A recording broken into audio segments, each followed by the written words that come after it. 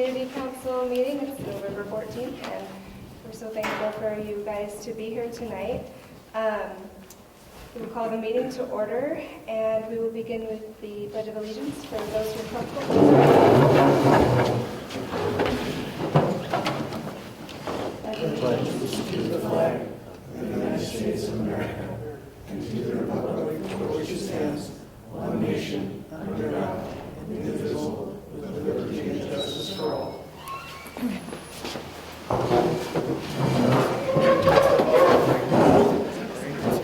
And we will begin with a roll call down on the far left. Steve Major. Danica Nelson, Ashley Stilley, And Jennifer Schwartz. Marilyn Hatch. Anders Nord. Marta Wynn. Wonderful. Everyone's here tonight. Thank you. For everyone that has been here before, you probably are familiar with some of these rules, but if you're fresh with us tonight, no business will be conducted without a chance for public comment.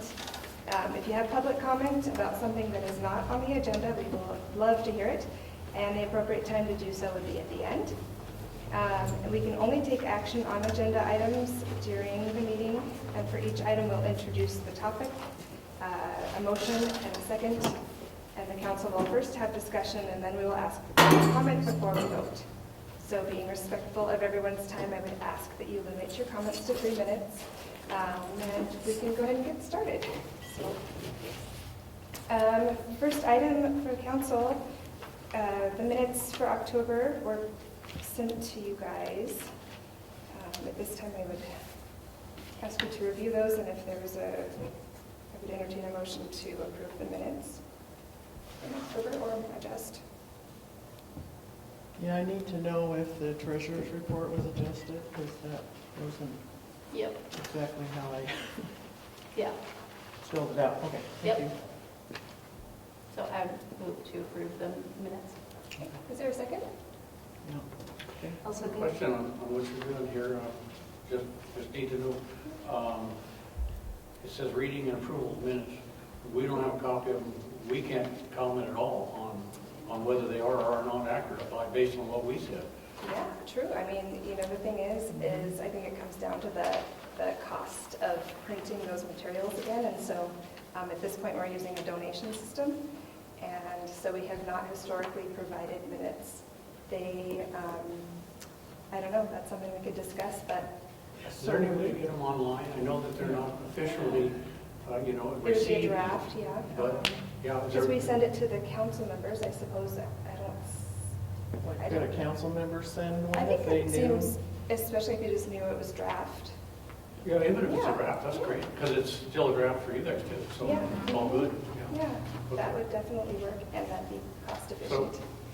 so when the council members could send us as requested. I think if it would be helpful if you just put it on the sign-in sheet, please send the draft minutes. I think that's easy enough to just include you whenever we're sending it out to the council. In my case, I'd like it every time. Yeah, great. I put it on there if you like. Sure. Um, Is your email on there? Please, yes, well, yeah, it will be tonight. Okay, yes. perfect. I have previously, but yeah, I will do it. Yeah, sounds good. Great. Is there any public comment on agenda items? This is that moment. Seeing none. So we can move on to communications and reports. Usually approve, I don't think we. Oh, I'm Never, sorry. yeah. Thank you. Oh, rusty. So we had a motion and a second. Was there a discussion on any of the, there was an adjustment you said? On the treasurer's Treasurer's report. report, okay. All right. And there there was some misspelled words. Is that a thing that we are supposed to like bring up, or? It's hard. I mean, we're volunteers and we Yeah. want it to be as tidy as possible, Yeah, but I was just wondering. I think just if you There's a- notice any, just bring it to our attention. And Okay, there was one that I especially highlighted, but there was several that I didn't. Just at the very end, it was November was, oh, that's all. I think actually that might have been fixed in just like a spell check. Oh, At okay. least when I do minutes, the last thing I do is a spell check. Okay. yeah. So, All right, are there any others? I guess I would comment on, it's just not as complete. I guess if we're going to do almost a running dialogue, I think it should be more complete, either that or it should be more just what happened. Yeah, more I mean, they're better minutes than I've ever seen, but they're more like a court document. So I could look at number 2. It says Major makes a point of order of comments on items not on the agenda. I also referenced, I think it was Article 9 in our order of business. So, I mean, they're good enough, but to me, they're maybe a little too detailed, and you can lose what happened during the minutes. Well, the nice thing too is that we have MCAT recording us now at this point, so I think that between the two, we can get a pretty robust view of what happened on these meetings. And I think you're right, I've never seen minutes this detailed in my life, so. Yeah. The previous, what we were working with was nothing like this, so I'm very Well, thankful I think our to check them real well, you'd almost have to go back to look at the Yeah. MCAT thing. So, I don't have the time to invest to do that, but I don't Quotes know and if anyone else everything. does. Okay, we have a motion and a second on the table for the, oh, hi. I should also note, if we do upload it to YouTube, YouTube has this thing that does auto-generated words. It's called the Ooh. transcript. And so you can copy and paste from there, but it is auto-generated, so you have to be aware of that. Sure. Okay, thank you. Okay. Are we currently uploading to YouTube? Yes. Starting live. Okay. Any further discussion on the minutes, approval of the minutes? Okay, I have a question. Yeah. If we, like this, for example, if somebody is saying something and we don't necessarily have seen it that way, you know, it's like difference in opinion Yeah? of how something was, you know, somebody's perspective Sure. and how they, do we comment on that or no? Madam Chair. I think that, I don't know, that's so subjective, I don't know. Yeah. I think if we just stick it to the facts, Okay. as close to what the facts are as possible, that's a good way to approach them. And then if there's something that you feel strongly about, this is a community council, we can talk it out, Okay. so, All right.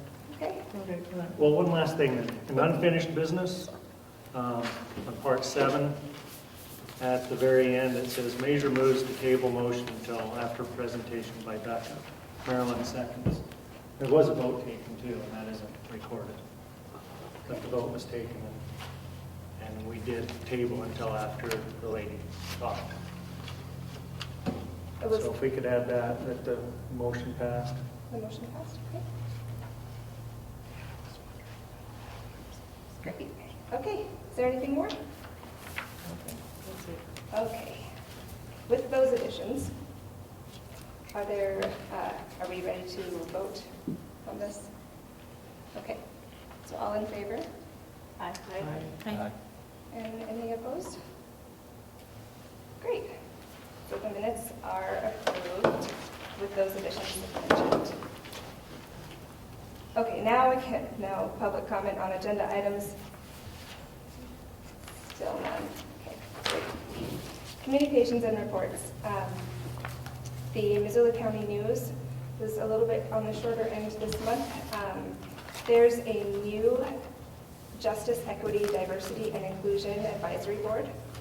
And it says, let us know your thoughts on the proposed bylaws. So I know that they're recruiting for those to join the board, so if you're interested, please go to the MissoulaCountyVoice.com and you can apply there.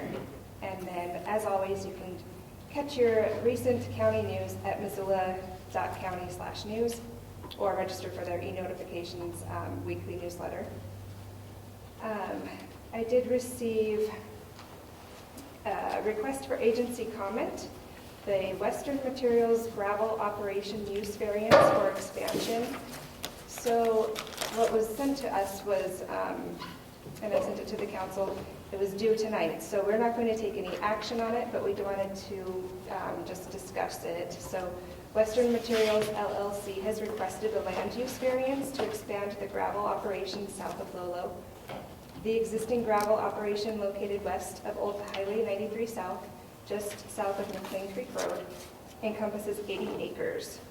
The request for expansion encompasses an additional 70 acres that is currently zoned Citizen Zoning District ZD number 40, which is a residential zoning district adopted by the Missoula County Planning and Zoning Commission in 1976.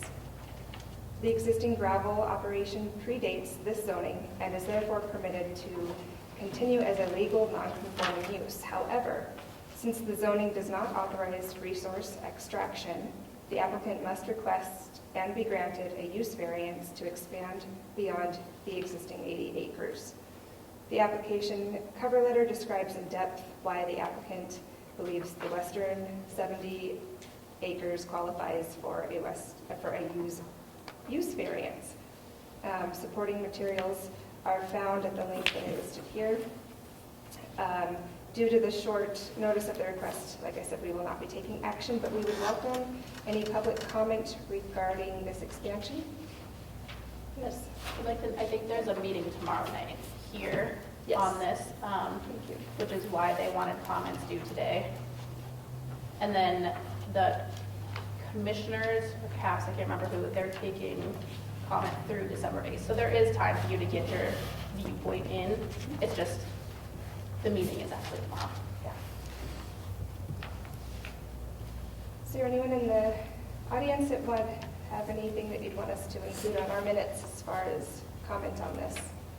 Question. Yeah. Does Western Materials have a plan to cover their tracks, so to speak, after they go through an area? I mean, when they leave an area, can they minimize the cosmetic effect? There's state law The state laws on that that? the grades of the slopes and everything. And Okay. I believe they even have to topsoil back. I'm not positive on that. Okay, good. Hi. Do they already own the other 70 acres? I think it looks like they're buying it from the Leibenguths surrounding the existing lot that they have. So it's sort of like a perimeter buying out. To me, it looked like they would be just expanding outward from where they already are. So they are touching already that property owners.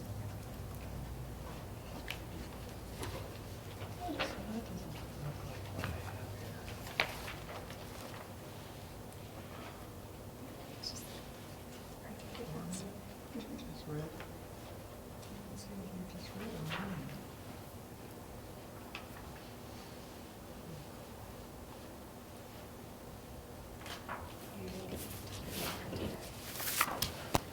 Okay. And actually, that meeting's tomorrow at 7?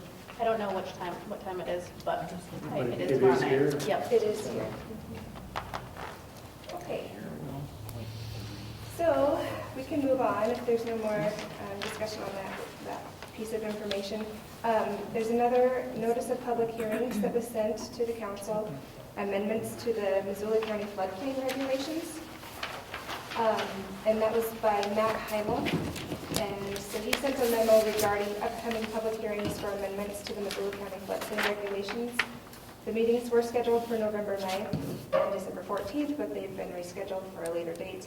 And we will certainly share those updates when we receive them. But that will be an interesting one for our community because I know we have a few spots that might apply to. We also heard from Sterling Miller. He reached out about a DNRC special recreational use license application for trapping. Concerned Lolo property owner Miller requested council members to weigh in and submit letters as private citizens regarding a SRUL adjacent to the Dunrogan Ranch. Miller stated safety concerns for Lolo citizens, horses, and dogs if the trapping license was approved by the DNRC. The hearing was scheduled for October 25th, and he did not request formal council action given the short timeline. And he later reported that many individuals responded to his request for letters to deny the trapping license, and the issue was resolved when the individual who submitted the application to trap on the land withdrew their application. So Sterling seemed pleased with those results. And next up is Treasurer's Report with Marilyn. Okay. So, okay. October statement. So this is gonna be a little bit involved. October statement. Last month, there were no checks written, okay? So I deposited the check that we got from the county as soon as I got home from Arizona, and that was on the 20th. So it did not make the statement, though. It was past the cutoff date for the statement. So with subtracting the $3 charge for the paper statement, we still have a balance of $469.30. That's what the bank statement said, and that's what I get. So I did just hand you the check, because the minutes did say that I was supposed to tonight give you a check for that. Yes. So I did. So, and so in the next statement, it will reflect that check and the deposit from the county. So, and then we'll be, Okay. it's like 900 and something. I've already figured it out, but Okay. I didn't think I should. Sure. report on that I to understand them. I what have you're it in the saying. checkbook. Yeah, I think for future, we should definitely just do what, just balance it like you would in real time on your checkbook. Yeah. The pluses and minuses, and even though it might I not have match it the all. statement. Okay, I have that Yeah. done right now. Okay. Do you want that Sure. report Yeah, instead? let's have that number. I think Okay. that gives Does us it- a current. Yeah, because it,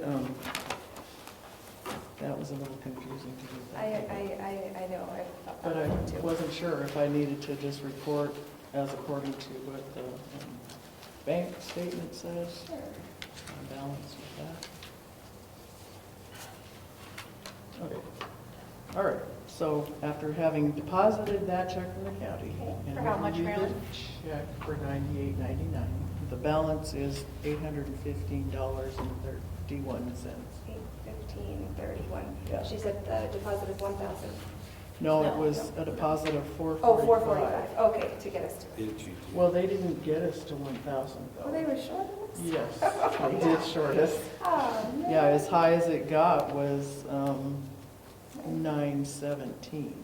So after I subtracted the $3, added the 445, subtracted the 98.99, we're at 815.31. Well, what I do know is I think that we could probably lobby to get that extra money if we feel like we're running out, but I feel like we're doing pretty good. Yeah. Well, as I was looking back in the checkbook, shoot, there were some times when they almost had $3,000. Yeah. How'd that happen? They used to just every June Every 1st, year they they cut gave us us a check. $1,000. Just no matter what. And, if we didn't use it, they would threaten to not give us $1,000 next year, but they always did. They always did. And then they decided, Now they don't. we're gonna do Yeah. a full, and we're gonna try and keep you up to 1,000, depending on your, Yeah. yeah.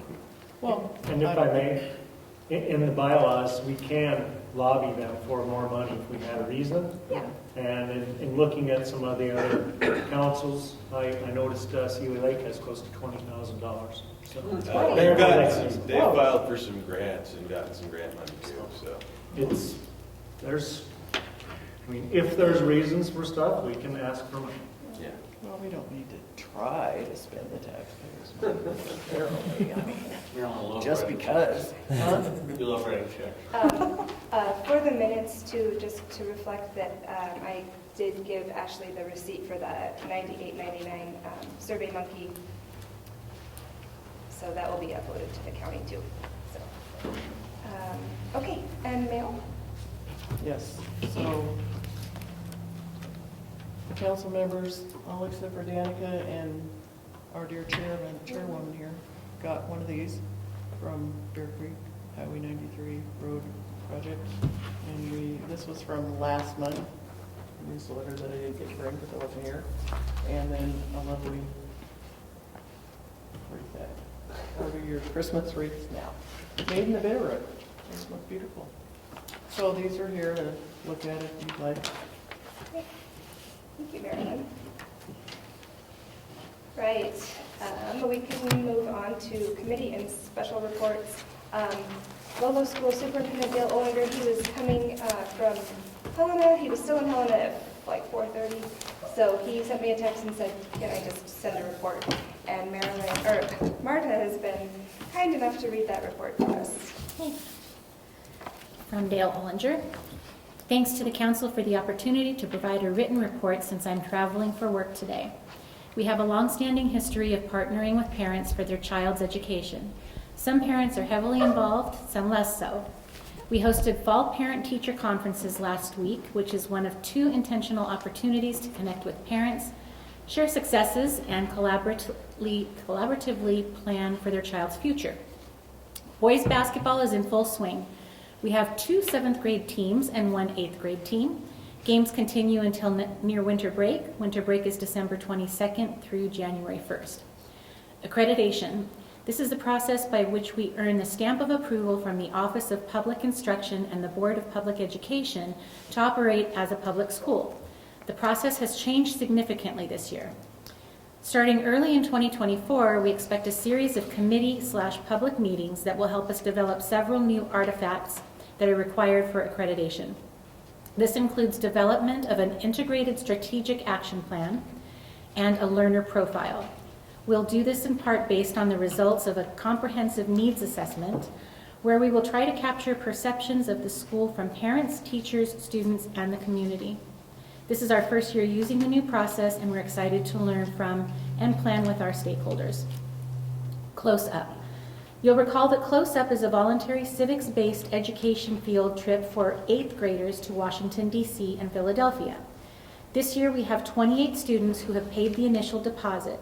That would be our largest group ever and nearly 60% of the current 8th grade class.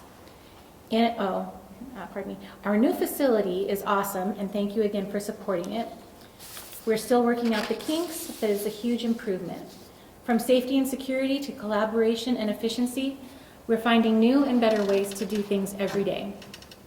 PTSA Craft Fair is December 2nd. Please come by and shop local. Holiday concerts will be December 11th and 12th. Specific times posted on our website. Come to think of it, that may impede my attendance at the December 12th council meeting. I'd ramble on for a while longer if I were there in person, but I'll wrap it up for tonight. Thank you again for the opportunity to submit this report. Respectfully, Dale. Thank you so much for reading that for us. And I don't see Chief Newman tonight, so we can pass that one. Is there anyone here with Community Watch? No? Okay. Or the Community Center? This is when I always say, hey, Ashley, when's that food night? As you can see, everything's lined up for tomorrow. They'll be here, and it's a big one for Thanksgiving week. So there's going to be turkeys. I know there's a ton of potatoes, apples. We saw lots of things. There's a lot of stuff. So you need to come get it or tell your friends. Are you doing another one next week? No, it's just tomorrow. Yep. 4 to 6. Sounds right. Okay, awesome. Thank you. And then I did get a hold of Sarah Holden. She was the former Lolo Mosquito District gal. She said that the new person is going to take over in the spring, and that person is Lane Von Lang. So we'll look forward to the reports coming from Lane. And I thanked her for all of her hard work on the mosquito board. And then I saw John Martin from Woodman. Do you have a report for us? I do. Great. Good evening, everyone. We've been very busy at Woodman School District the past month or so.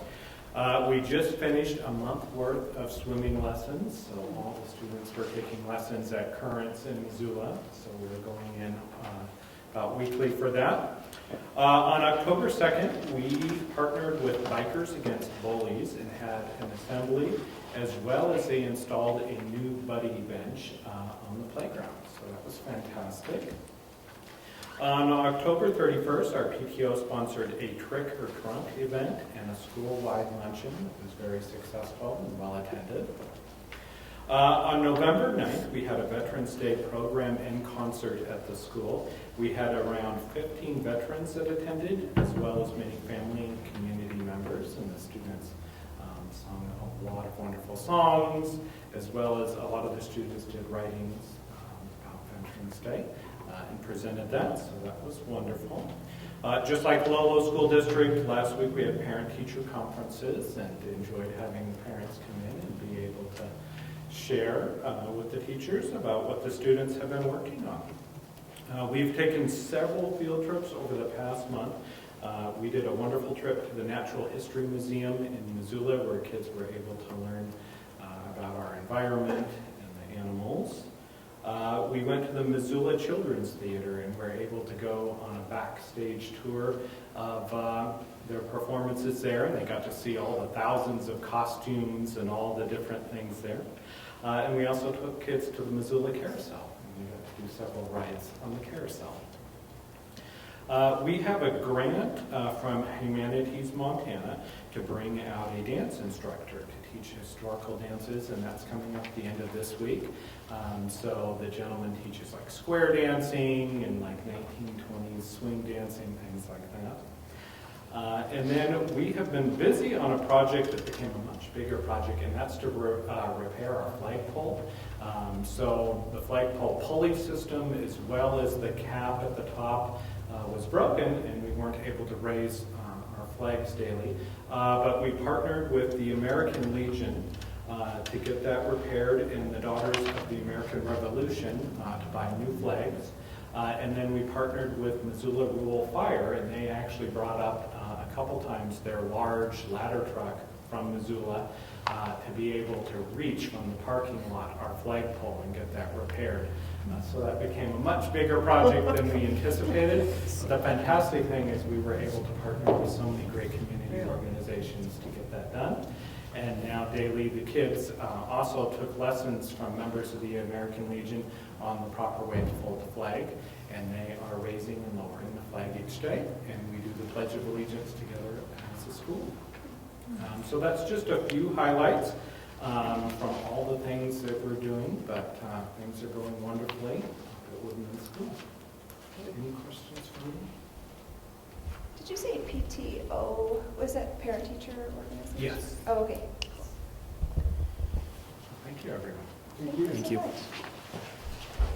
right, Council. Are there any adjustments to the order of the agenda for the remaining business? Seeing none? Okay. We will jump right in then. We have unfinished business, item A, which is the bylaw review. Missoula County has prepared an updated draft of the Community Council bylaws for each council in Missoula County to review. Lolo Community Council can review the draft and provide suggested amendments for the Missoula County Commissioners to consider. Each amendment is subject to review by the county attorney and commissioners and can be denied. Each amendment to the draft will be voted on by the council to be included in our recommendation to the commissioners. You can view the recorded resolution and general guidelines on the bylaws and election of community councils online there. And we had, Stephen Major took some time and crafted the wording for these, the following amendments here. And he'd like these items to be considered for our bylaws. Stephen, would you like to set the discussion? Sure. There are 4 amendments that have been put into the agenda to be put before the county commissioners. 2 of them were submitted prior by citizen Pat Moore, and then I threw 2 in myself because of changes I saw between the bylaws from 2021 to the new template. Great. So for each, and I can go into more detail on each one. yeah, I think so to be able to do this, we would just need a motion. There's one you can start. You're welcome to make a motion on these amendments. We'll just tackle them one at a time. And then if we need a second, if we get a motion and a second, then we can have a discussion on that bylaw amendment. So And I move that we accept Article number 1 that talks about amending Article 5, Section 4, Item C. Can I have a second? Okay. move that we take it as written. No, that's perfectly, Marilyn, second. Yeah, so now we can have our discussion. So it says, Article 5, Section 4, Item C would be changed as such. Vacancies shall be filled by the Missoula County Commissioners by appointments of qualified electors who have completed an application expressing their qualifications and interest in filling the vacancy and have submitted it to the Missoula Board of County Commissioners. The Missoula County Commissioners, given qualified electors and time, may allow the Lolo Community Council to hold an elector forum and make recommendations based on testimony presented to the Lolo Community Council. And after applications have been validated, the qualified electors shall be appointed by the commissioners to fill the vacancies. Thereafter, the members must file as a candidate in the May special district election.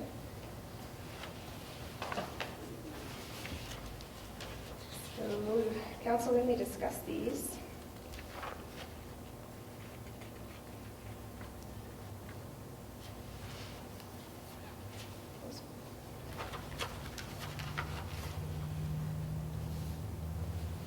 So mostly there was just you sort of added on, is that? I kind of just changed the angle by making the two subsections under C. And other than that, it was one close to the one that Mr. Moore presented back in July, which is taken from, very similar to Swan Valley's. Swan Valley Community Council, they had a similar one, which was okayed back in, looks like 2011 by Commissioners Michelle Landquist, Bill Carey, and Gene Davis.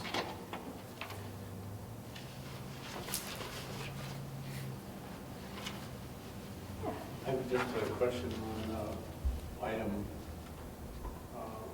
double I under Article 1, which is Article 5, but it says applications, after applications have been validated, qualified electors shall be appointed by the commissioners and so on. The validation process, there's no definition of really what that is here. There was in the previous, in our current bylaws. Is that, I guess my question is that adequate? If I may on that, when Commissioner Slotnick was here last time along with Chet Krauser, that was brought up, and even Devin mentioned that in the past someone was on the council that really shouldn't have been because he wasn't in the physical boundaries. So it is the elector's office that does that. They took the election office out in the new template, but I felt that they had the idea, and when they mean validated, that means they're going to check with the elections office. And I believe that's what Mr. Krauser was trying to say when he was here at the last meeting. So the election office would be part of the validation? I think that's how the county commissioners would validate It was it. stated as such in our current bylaw, but It was, and that was probably a better form, but they changed that. the So. words are there. I guess we all know what should happen. So. What the heck? Is there any other comments from the council regarding this item? I just will reiterate what I said last time, which was that I feel like we're lucky when we have volunteers. We're talking about a vacancy, so this isn't a life-term appointment. It's just something to fill a term until the next election. And it's kind of redundant, actually, because anybody in the community can view the interview process online. They can go down to Missoula if they want to, view it in person if they would like. But that's totally open to be a participant in that interview process and to make your comments directly to the commissioners, which actually is kind of a more direct line of communication anyway. Rather than bringing the people in here for a second interview, having the council discuss it, and then make a recommendation. I feel like the community has a more direct line of communication if they were just to go and view these interviews. And you can view the applicant's resume and everything else online as well. That's all open. So I feel like this amendment is redundant, and all it will do is serve to dissuade members of our community from wanting to serve on the council. I understand your comment, and, you know, this whole thing could have been avoided if, just like the people that are going to be elected, we all have to apply, and you can see all your information on the website. People are appointed or not. There's no information on that. I see what you're We didn't saying. even know who it Yeah, was. we didn't know until it was. That's what we're like trying to done. avoid again. If those people who are going to be appointed would be submitted on that website as well, would be simple. It's noticed, there are public notices that show that information. But they're not listed on the website where the electors are. They could be listed as appointees. Would be very simple. We don't have to chase through the website to find it that way. We go to one page and see it all. So is that taken up with the commissioners? Sorry? If I may also, I wrote that specifically, it has the word may in it, that it says the may allow. And it also says given qualified electors. So if there's only one person and they put them in, there's really nothing for us to do. But it does give a little bit more transparency.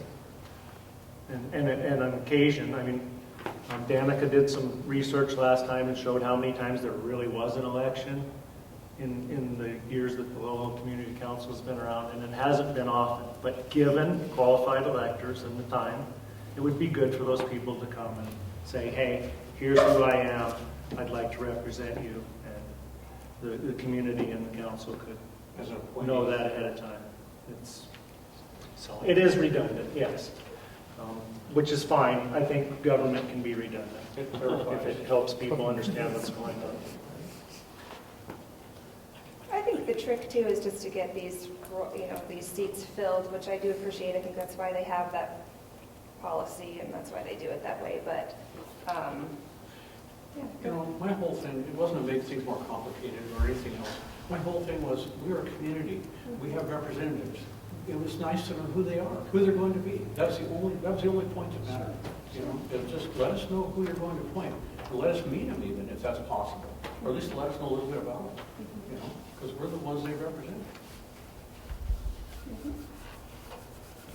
Right. Is there any more discussion from the council on this? Okay. Any other comments from the community?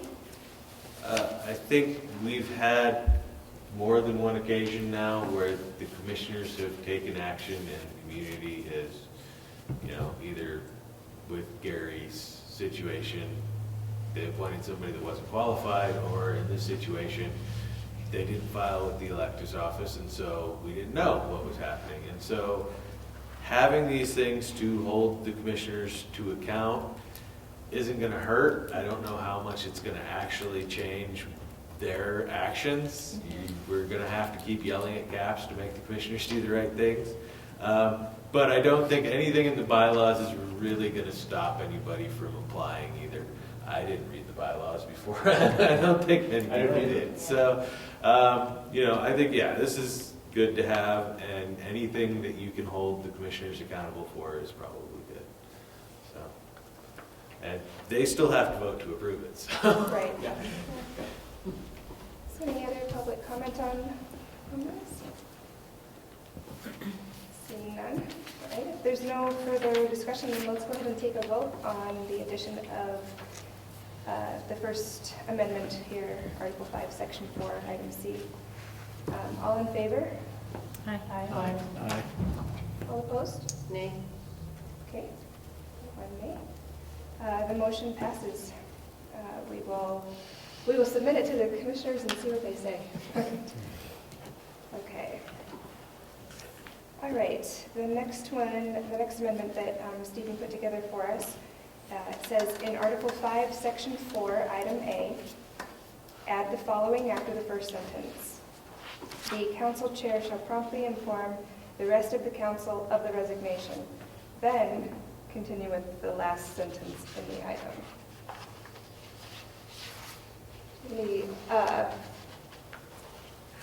Any other opening comment on that one, Susan? I didn't look at it again. To set us up, and then we would accept a motion and a second if we want to pursue this item.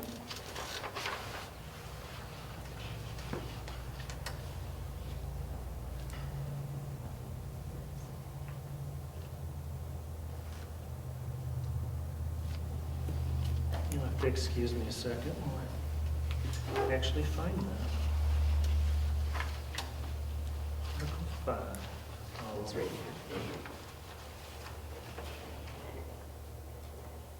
Resignations. I moved down the line. Thank you very much.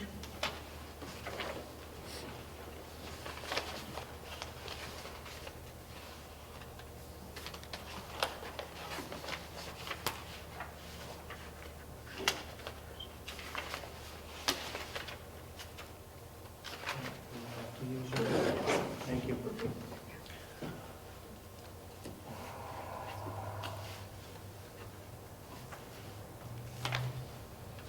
Okay, so right now, Article 5, Section 4A says, resignations from the council shall be in written form, either in letter or email, submitted to the local chair and commission.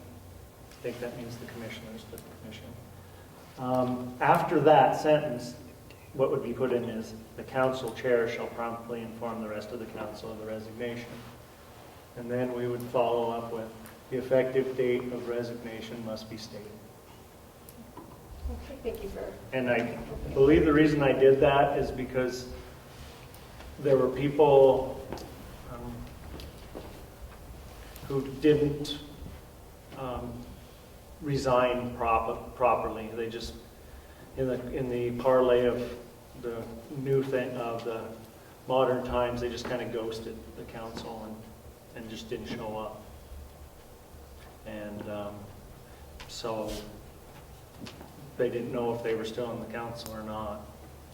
And I think the reason I put that in there, it was mainly brought up by Marilyn, is if the chair, say Jennifer, got a letter, then she could tell the rest of the council and they could inform anyone that might want to put in for a position to be appointed by the commissioners to fill the vacancy.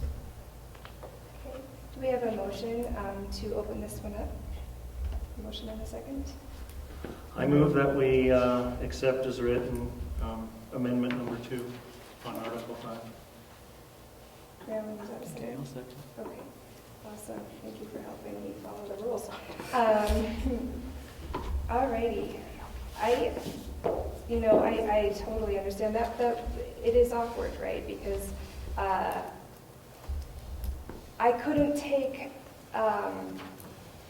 Kevin telling me that Josh had resigned. I needed to hear it from Josh. So, In letter form. right, in written form, which is what it says. So, and I'm, to be honest, I feel like adding that to our bylaws is a little bit, it's a lot. You were volunteers and doing the best I can. And I feel like I was very, forthcoming about the information I did have. But we didn't have a formal resignation, so that's sort of out of my hands. That's my 2 cents on that addition to the amendment, but we talked about it before, that just out of courtesy to one another and to the community members that would love to be on this council, let's just be good people. But I don't know, how do we make that happen? I would like to think that everybody on this council has understood a little bit about what our community wants at this point, and maybe wasn't always the case in the past. It's true. So I anticipate anybody who chooses to leave the council will follow the rules now that they know them. And I feel like this amendment is a little too micromanaging. I've been both the chair and the secretary, so I know more words isn't always fun. And putting a lot on volunteers to maintain things isn't always easy. I think shall promptly is a little specific. But if there is a formal resignation, putting in the bylaws that the chair should communicate with the rest of the board is probably a good thing to have in the bylaws, because your communications are regulated by the state. She can't just communicate things that aren't in discussion, with everybody unless the law allows her to. So, this does sort of cover the CYA on on that communication and informing them that somebody did resign. So, To Ashley's point, I don't think we've ever discussed resignations before. And so I do feel like just by having this discussion, it's good and healthy, and I do think that we will eliminate, hopefully, some of that. But It was just there was 4 of them, like boom, boom, boom, and it was just kind of rumor and was out there and nobody really knew. Nobody turned in letters. And so then when people all of a sudden get appointed that you've never heard of before, and people have tried to, then it just made for a, non-transparency, and people just, then the worst is expected. I don't know, it just seems like, so just, everybody communicate. Yeah. That's all. So, Be transparent. Above if board. I may, Be honest.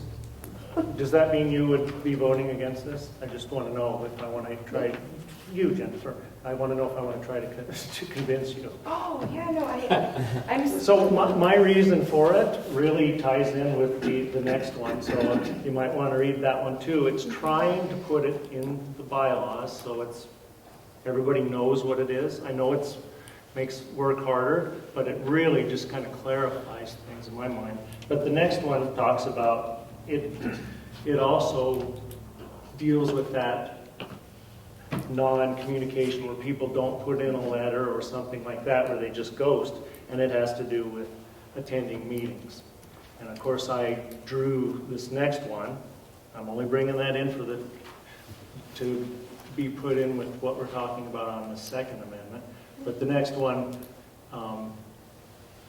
makes council members say they need to make 2 meetings out of 12 per year. Otherwise, they can be terminated and have someone else put in, so that they just can't ghost. And I get a little ahead of myself onto the Third Amendment, but that's because that's the rules that are in the bylaws already put in by the commissioners, that we must have at least 2 meetings a year or they can disband us. On this Amendment 2, it just seems to me that would make things very clear. Yeah. It seems it's a few more words, but it would allow, I would think, you guys to be more efficient, because you're going to know what's going to happen. So-and-so is going to, for whatever, family reasons, whatever, they're dropping out.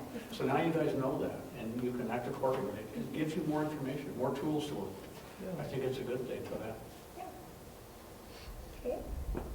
Any other comments on this amendment petition for the council, or any others in the room? No? Probably it's kind of a little vague. I don't know that's what that means. Could we say the next meeting, or? Yeah, at least. I mean, that's also what Devin brought up, if that's a little bit harsh. We could say should at the next meeting, but pretty soon you're getting too many mays and shoulds, and bylaws are supposed to just be rules that you try to follow. I mean, should it be announced at the next meeting instead of just promptly notifying everyone? It must be included in the next meeting upon notification. Yeah, that would make sense. And two, just for this last scenario, I was in constant communication with commissioners, like, my people aren't showing up, what do I do? And they said, well, and have they turned in a resignation letter? And I said, no. So, not to me, did they turn it into you? And so, I have no problem with, letting people know, but I just don't want to speak by hearsay, to say, yeah, Josh down the road told me he's dropping out. That's not official to me, but. I actually heard about it before I was very much involved with this. I knew you guys existed here and, and everything. And so I actually wrote a letter of intent to the commissioners for the position that I heard about that was going to be open. You guys hadn't announced it yet. And I got a letter back from them that said it hadn't been announced yet, but I would get an email when it was.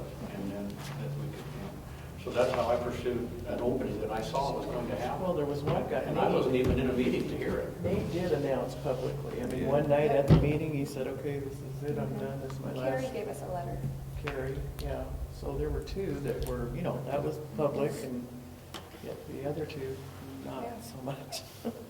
Yeah, that chair resigned and said, here you go. And I was like, thank you so much, this is cool.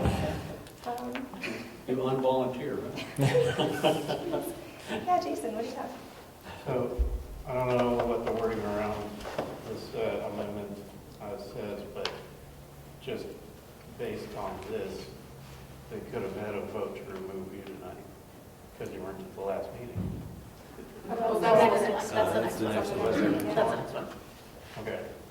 We'll get there. All right, shall we wrap up item 2?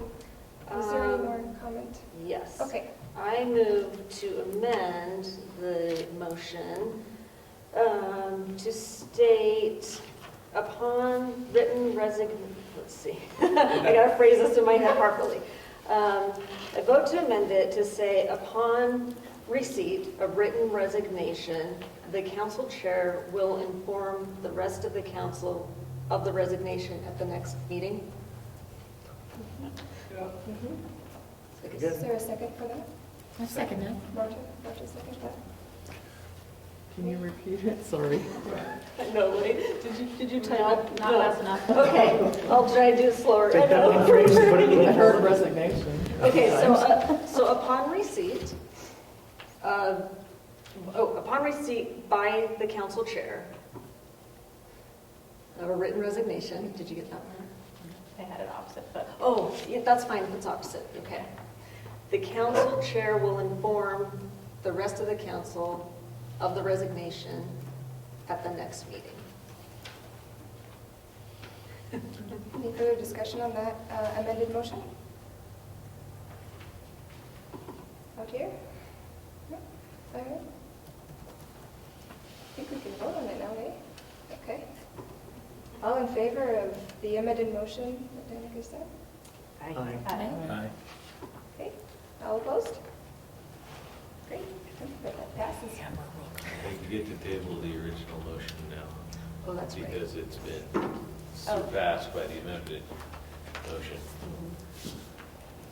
What? Just table the first motion. I move we table the initial motion on amendment 2. Okay, a second. Okay. All in favor of that? Aye. Aye. I know I made it a little complicated with the amendment. Okay. All right. Thank you for your help, folks. Thank you, Deb. All right. Next article, or next item is number 3, Article 4, Section 1. Replace I, or is it L? It's NL. Okay, with the following. In accordance with Article 5, Section 5A, members not attending one meeting in 12 months shall be brought to the attention of the council for a vote at a duly noticed public meeting for a recommended termination according to Article 5, Section 4, Item B. And then you would make current L bylaw the letter N.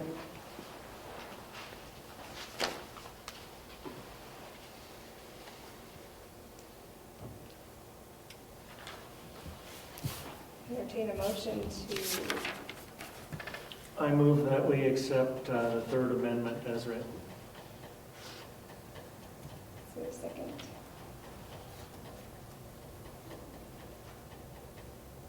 Okay, without a second, the motion dies.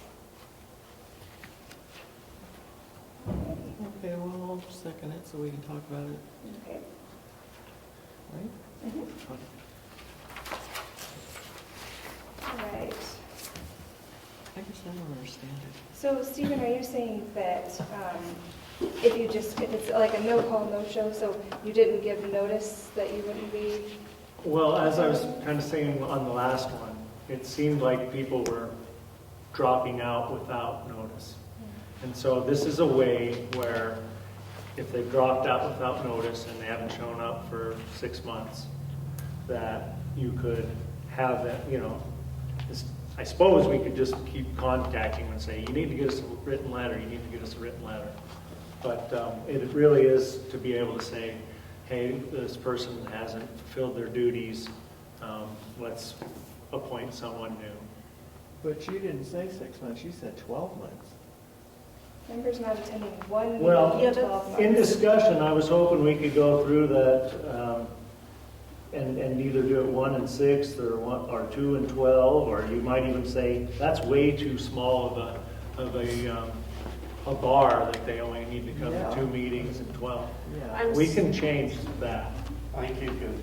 But the idea behind it is again the ghosting. Yeah. But you could change shall to may, and it would be just as effective. The way it's written, like I said, you could be voting tonight to. Yeah, I'm sorry. remove the chair. I agree with Jason. I misunderstood. The way it's written, I understand it to read that if you miss one meeting, you will be terminated. Well, I guess No. you say, There'll be a one vote meeting on in it. I 12 understood it to Yeah. say if you only have to show up like 1 meeting in 12 months. Oh, no. That's what No, it I is. get We're tighten this one up. I think there's 2 solutions here. You could either add at least in front of the one, attending at least 1 meeting in 12 months. Oh, please. That would clear up tired. that initial confusion. But also, I thought the commissioners, I don't know if it's still in the bylaws, but I thought the commissioners had it that if you miss 3 consecutive held notice meetings, they could remove you. It's like an abandoned. Yeah, an abandoned That seat. makes So sense. that, and that was what. And is that in? I don't know if believe that's it's in the bylaws. I think that might be in the That might community just be council commissioners. handbook or something, which I couldn't find. Yeah. Yeah. So I kind of did just draft this one up, and I was hoping with discussion, things would change. Something like that in there. The ones and the That makes twos, sense. at least. Yeah. I think the commissioners tend to say if you miss 3 publicly noticed meetings consecutively, that's when they vacate. So if you altered it, amended it to just members not attending 3 consecutive advertised meetings without an excuse. Because sometimes an excuse is valid, so, you know, I think then you'd be fine. Absolutely. Plus, we're really great about call-in. We have Paul that's our alternate. And so, yeah, I think that tightening it up that way would be. But yeah, I read it the same way Jason did. I guess that is in the. Maybe just say members missing 3 consecutive. Yeah. That's not attending, kind of, you can read it either way. Yeah. We can attend by Zoom or virtual. call in. Yeah. From Arizona. We just want to make it easy for people to participate that want to. So, okay. So, does anyone want to make an amended motion on that wording? Do we need a moment? Well, I'd like to move that we table my motion on number 3, and we can craft one together that serves the purposes for hopefully what this was written for. And you can talk to the commissioners in the meantime and find out what exactly the policy or caps. Because somebody has a policy somewhere for this, so it'd be good to know what the policy is before you, yeah. I do remember reading one somewhere, I just don't know which document I read it on. Yeah, you definitely would need to match with the commissioners or whoever is. Yeah, we don't want to make our own Yeah. rules, they won't ever do that. And if, besides if it doesn't fit what the commissioners have in their rules, they'll definitely vote it down. Leave those to them, which would make sense. So, I don't yeah. think they would object to you making it more strict, they just won't let you make it more Lenient. open. Are you saying table it for the evening or table it to create a new one tonight? Well, I was saying to create a new one tonight. Yeah, I think we can tackle this, guys. Come on, let's do this. Okay, so. We need a second? A second. Yeah. Okay, Danica, a second. Thank you. We Okay. need to vote on that one too. Yeah. On the table Tabling. part, thank you. All in favor of the tabling? Aye. Aye. All opposed? Okay, thank you. So, I would make a suggestion, maybe for some new wording, maybe saying members who miss more than 3 meetings without notice. Yeah, fired. So, is there a second for that amended Oh, second. language? I'll second it. Everyone seconded. So, That's, to clarify, that's removing members not attending 1 meeting in 12 months. It's going to say members who miss more than 3 meetings without notice in 12 months. Yes. yes. Okay. Shall be brought to the attention. Should we carry on with the rest of the sentence then? As Stephen presented. In accordance with Article 5, Section 5A, members who miss more than 3 meetings in 12 months without giving notice shall be brought to the attention of the council for a vote at a duly noticed public meeting for a recommended termination, according to Article 5, Section 4, item B. Right. I didn't officially move, but I moved to amend our bylaws. Yeah, I don't even know how to do this since we tabled that. I think we can start fresh. Yeah, just start fresh Yeah. with the same area. Say, replace L with, Okay, I move to amend our bylaws, Article 4, Section 1, replace L with the following. In accordance with Article 5, Section 5A, members missing more than 3 meetings in 12 months without notice shall be brought to the attention of the council for a vote at a duly noticed public meeting for recommended termination according to Article 5, Section 4, item B. Make current L by law the letter M. Should it say missing more than 3 or 3 or more in 12 months? And is that consecutive? Once you hit 3, we're going to do this. Okay, so 3 or more. Yeah, okay. so Just I missing think to 3. clarify, Marta, she's saying if you do not, if you miss 3 in a row without Without notice. notice. Okay. So did we say, was 3. consecutive in there? executive was Consider not. you. I So let's did, say- so somebody can amend the amendment. Well, it hasn't been seconded yet. Oh, that's right, okay, I will add You're out. then, members who miss 3 consecutive meetings without giving notice. Is there a second for that? I'll second it. Discussion? Some discussion from the public on that one? Okay, well, if there's no further discussion, let's take a vote on the amended amendment. All in favor? Aye. Aye. No opposed? Great, the motion passes. Okay. The next one and final one is Article 9, Section 1. Add the Pledge of Allegiance to the order of business as letter B. Change all subsequent letters in the order of business list to the following letter of the alphabet and keep it in the list.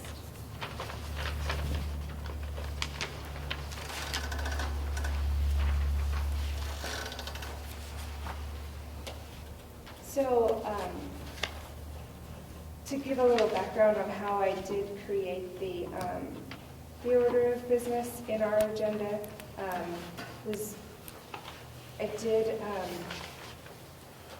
did make a couple little switches about, I think it's important that we give our community members an opportunity to provide us public comments on items on the agenda if they want to say something that's we're about to discuss, and so that is one little switch.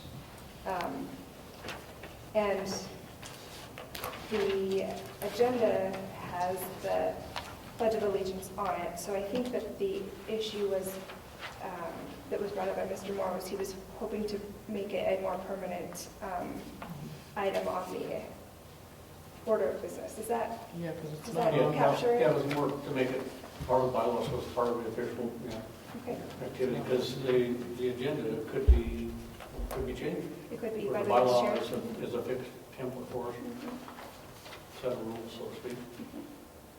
All right, is there a motion to open up the Fourth Amendment here? So moved, is that how I say it? Yep, so Marilyn would like to make the motion to adopt that amendment. Is there a second? Second. Yes, thank you. All right. Let's have a discussion. Council, what do you think? So then are we discussing like where we would put it on here? Whether or not we would add it as the order of business. It would become a permanent agenda item on the order of business, letter B. No, I definitely think So it what- should be. What it would really do, Marilyn, is it puts Pledge of Allegiance in between call to order and the roll call. Or else after roll call. We could do that, and you just change the amendment to letter C rather than B. I did do just a small bit of research from Robert's Rules. It said that opening ceremonies such as the Pledge of Allegiance are considered an optional heading in the standard order of business. If included, they would immediately follow the call to order. So as written. So as written is better. Yeah.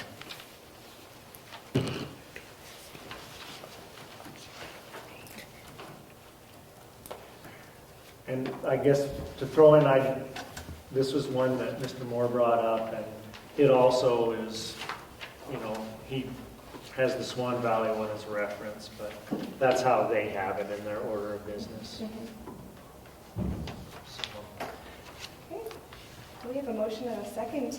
Council, was there any further discussion on this item? I don't know, for me, this is just another one that feels redundant. We say the Pledge of Allegiance, and I typically don't like adding laws just for the sake of adding laws. I feel like we can kind of self-govern ourselves, but that's all I have to say about that. Well, apparently it was an issue sometime back, and it wasn't being said. There was a struggle about it, from what I heard, and that's why it got pushed. I don't think it can be removed from our agenda, though, unless we vote to remove it from the agenda. At this point, it's part of the agenda, so at least that part's done. But yeah, so it does seem to add some permanence to it. The Well, agenda yeah. can be changed at Well, the when- whim of someone, and it puts it in there Well, and I for did perpetuity unless it's taken out at another time by a formal vote like this and goes before the commissioners. okay. Any further discussion? So we went through this before. There wasn't really any issue. It got postponed for several months because the person who brought it to us wasn't ready to present. And then it passed with no votes against it. So, the people of Lolo support the flag. Nobody, I think, is really against it. But the commissioners have been pretty clear that they're not going to add it to every council. So while you can send this to the commissioners, I find it unlikely that it's going to come back. And then you will have to have another vote as to whether or not to add it to your bylaws, specifically just you. I think this is likely something that you're going to have to vote on again if you want it on your bylaws, because I don't think the commissioners are going to accept this one to all of the councils, so. All the councils. I think this is just for our specific Yeah. bylaw, though. Yeah. So, And it's already in the Swan Valley. Yeah. Well, it isn't anymore if they accepted the new template. If they accepted the new? I don't know. I don't know what any other community councils have done. But I just currently, know the it'd bylaws be are nice under to its- have it, Yeah. yeah. even as a historical artifact of someone in the future, because it still is in the bylaws that you can change the bylaws, and everyone's in the template. So someone may look at ours someday and go, oh, Lolo has this, let's put it in ours up here in Sealy or in Frenchtown. They didn't include it in the template apparently, so. No. Yeah, So Devin may be correct on what their intentions are, but it's okay to put it in front of them, and if Yeah. they put it down, then they're accountable for See it. what their mood is, yeah. Yeah. Okay, any further public comment on that one? Do you think there would be any, if they don't vote for that, would that weaken our other amendments? That's what I would be concerned with, is maybe that might bias the rest of the amendments if they don't support that. I mean, that should be in there. I think it's worth it. Yeah, I see what you're saying. I doubt it. I don't think they're going to accept, whether they accept your recommendations as a whole. I think they would review each item as individual. I would hope so. Yeah. We're not going crazy, it's only 4. Yeah. Okay, Sarah, did you have a comment? Oh, yeah, I was just going to say, I just read on an article that the city council last night, some of the members were seated during the Pledge of Allegiance, and so it is kind of a cultural issue, and I think if it's something that's important to Lolo, it would be good to have that put out there that we value that. Thank you. Can you state your name for the minutes? Yeah, Allison Toonstra. Tuinstra. Thank you so much. All right. If there's no further discussion, we can take a vote on this amendment item. All in favor? Aye. Aye. Okay. All opposed? Nay. Okay. All right, the motion passes. All right. Thanks, folks, for helping us work through that. All righty. So the other item of old business is the General Development Transportation Discussion, Lolo Community Council. Action item. Standing agenda item to discuss ongoing community safety and awareness concerns regarding development and transportation along US 93. So as you guys recall, the council last month approved to pay myself $98.99 for the SurveyMonkey full results that we did for that survey that closed October 1st. The intended goal was to share the results of the survey with the Missoula County Commissioners. So at this point, we would entertain a motion to, I wonder if I should do the survey results first. Tell you guys those first. What we're trying to get at is, do we want to have me send the survey results to the Missoula County Commissioners to be considered for, they are lightly considering a permanent reduction of speed on Highway 93. They just kind of wanted to see what the community, how the community's feeling about it. So that's why we put the survey together. I'm happy to read the results. Should I read the results first, do you think, Ashley? Do enough people have minutes? Reduction slower than it is? Right? Otherwise, you should. Just Slower than it is right now? They are considered? No, not 20. So, yeah, so we want to send these results to the Missoula County Commissioners. We just need a motion that I can communicate this I survey. move we communicate the SurveyMonkey data to the county commissioners. Okay, is there a second? I'd second that. Anders seconded, thank you. All right, is there any discussion on behalf of the council? Okay, from the community about whether or not that I send these full results to the commissioners. Okay, seeing none, all in favor of myself sending the full results of the survey to the Missoula County Commissioners? Aye. Aye. All opposed? Okay, it's unanimous. All right, new business. We have the Missoula County Brownsville program. Is it Will? Am I Will? Oh, I'm Michael. Oh, you're Michael, okay. And Cindy. Lily is out of town right now. Oh, so gotcha. I'm replacing. Well, hello. So this, you folks were going to do a presentation about the county's Brownsfields program. Yes. And can we have a PowerPoint? Can we present? Yes. Oh, fabulous. Not a big deal. doesn't work, but It does have some visual aids. Is it over here? Yeah, we don't have a computer hooked up right Oh. now. I don't. No. There, I can. Yeah. we don't have a Yeah. computer, Okay. but- Better roll upon? No. No worries. Hook one up. We could, if you want. I can is hook it up. is it easy enough? I don't want to create, oh, you just got your HDMI. Hopefully. And then if you've got a reflection. See if it connects and I don't have to bypass it.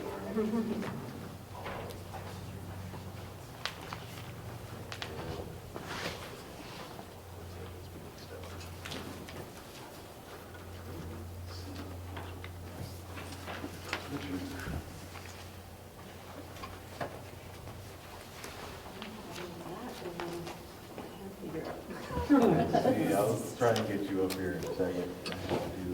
Yeah, and if Thank it's you, not a Danica. big deal, if it doesn't work. So I guess you should watch, actually. Thank you, Danica. Yeah, I Yeah, should, you I'm should. gonna watch so that I know. You've got your good equipment.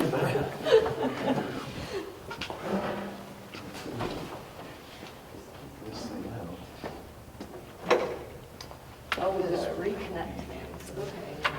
This might help, hopefully. I think that's the right one. That looks like it's doing something. Yep, there you go. Nice job. Awesome. So do you want to take turns advancing slides? Is this okay if I stand here? Yes. I was here a while ago, probably more than 6 months ago, to let you all know that Missoula County was successful in securing $500,000 in EPA brownfields assessment funding. This is our second grant, and we have done quite a bit of work since I was here last. We've assessed some sites, and we would love to be able to utilize these funds in Lolo. So thank you for having us here. I'm Cindy Kennedy. I'm a grants administrator in the CAPS, but now is called Office of Lands and Communities. I say LAC because I think LAC sounds terrible. And then Michael Kelly with Newfields. And Willie is traveling, so Michael is graciously filling in. So, yeah, if you don't mind, just to give you a definition of what we're working with to define brownfields. A brownfield site is defined as real property, the expansion, redevelopment, or reuse of which may be complicated by the presence or potential presence of hazardous substances, pollutants, contaminants, controlled substances, petroleum or petroleum products, or is mine-scarred land. And brownfields can adversely impact human health, decrease the value of surrounding properties, deter potential investment, and represent significant safety hazards to the community if left unaddressed. So some of the characteristics of a brownfield site: an abandoned property, so a property that is just sitting there languishing, an active but underutilized property, real estate turnover that could be complicated by real or perceived contamination, and a blighted property, which could significantly conflict with the master plan or a revitalization plan. So it wasn't until I started working with Newfields on different brownfields projects and that I realized how many are out there. And just like driving through every town, I look at major intersections and you see that cracked parking lot with weeds growing up through it. You're just like, why is that in the center of town? And it's usually, it's a brownfields, or it's a potential brownfields. It's got so much liability sitting there that nobody wants to purchase it. And that's the purpose for brownfields, is to get those sites out where nobody else wanted to deal with it, the federal funds to come in and help out. Yeah. So I was going to say something and I totally lost my train of thought, so it'll come to me. So brownfield sites can include residential, commercial, or industrial pieces of land. And some examples include dry cleaners, automotive repair shops, service stations, so any fuel dispensing facility. Doesn't always, fuel dispensing gets done in lots of places, not just in service stations or C-stores. Industrial manufacturers, illegal dump sites, railroad facilities, warehouses, landfills. We have a lot of landfills in Missoula County that are pre-permitted. And those, nobody did anything wrong. They did what they were allowed to do at the time, maybe 50 years ago. But there could be issues with that. So that's an example of a landfill. And then properties that have been used to produce methamphetamine are also considered brownfield sites. Yeah, and places that just people smoked a bunch of meth in, more than, outside of just producing it. Still, once word gets out that this is meth contaminated house, a lot of people don't want to get close to that place. And there's some limitations in how we could use brownfields to address that, and we'll get to that in a minute. Some of the common contaminants associated with brownfield sites is lead-based paint, asbestos, industrial chemicals, petroleum, and again, that could controlled substances, which in this case would likely be meth. We deal a lot with lead-based paint and asbestos in buildings. We do a lot of building investigations. And we'll talk a little bit about some of those that we've done just as examples. And so oftentimes when you see a blighted building that's just an unused building, if it's older than if it was built before the early 1980s, it could have asbestos and or lead-based paint. And those issues have to be resolved if there's going to be any redevelopment. Okay. So some of you may recognize this. This is Silver Park. Silver Park, the whole sawmill district in Missoula, was one big giant brownfield, and if I recall correctly, Superfund site as well. And that's an example of brownfields revitalization. If you've driven through there recently, it's going crazy in terms of the redevelopment that's happening there. So brownfields assessments can help promote revitalization or redevelopment of underutilized properties, and these grants can help return properties exhibiting signs of potential contamination back to a productive reuse. I keep losing my train of thought. So what I wanted to mention is the main goal of brownfields investment is economic development. That's kind of the main outcome. And it's a popular program in Congress on both sides of the aisle because of that economic development piece. So the Brownfields program allows us to invest in redeveloping underused properties to promote that economic development. And this is a perfect example of that. Okay. Yeah, this one was definitely on the large scale of what a brownfields does. Because first came out the Superfunds, and as you know, they're just major sites. They take 10, 15 years to be cleaned up and reused. Then the brownfields came in because there's a lot of sites that just weren't making the national priorities list or the Superfunds list. And it was one to get all those smaller sites and move them along much faster. And so that's really one of the great things about brownfields. This was a really big one, but it did turn over much faster than a Superfund would have. And there's still methane mitigation happening there, where there's in the light poles you're seeing. Yeah, all the light all poles the there buried- are actively pulling methane out of the ground and out at the top right now.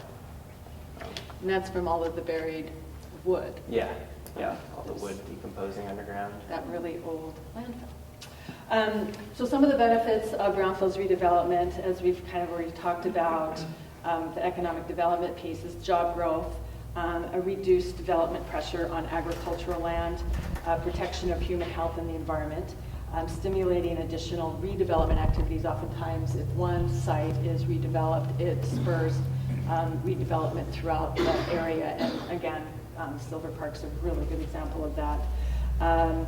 Increasing the local tax base and eliminating eyesores and safety hazards. And how we identify a brownfield site, this is EPA funding.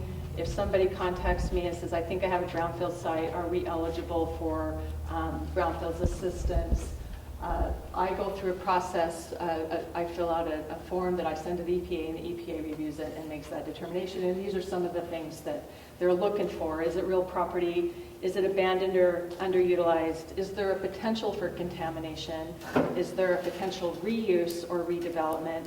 Is there public benefit? So that kind of goes back to when we were talking about methamphetamine as an example of an eligible brownfield site. If it's just privately owned house that somebody wants to address because meth was used in, that's probably not necessarily going to be a public benefit. So we're really looking for opportunities to increase commerce, for instance. We've done a lot of brownfield sites that turned into housing.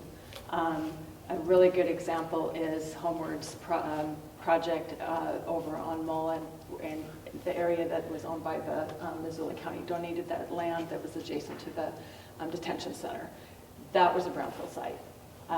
That one it's bare land. It didn't have any environmental concerns, but we didn't know. And so we were able to do an assessment to rule that out, to do the environmental due diligence for Homeward before they acquired that property. And then willing stakeholders is another big piece of it. This is a voluntary program. It's not regulatory. It's not forcing anybody to do anything they don't want to do.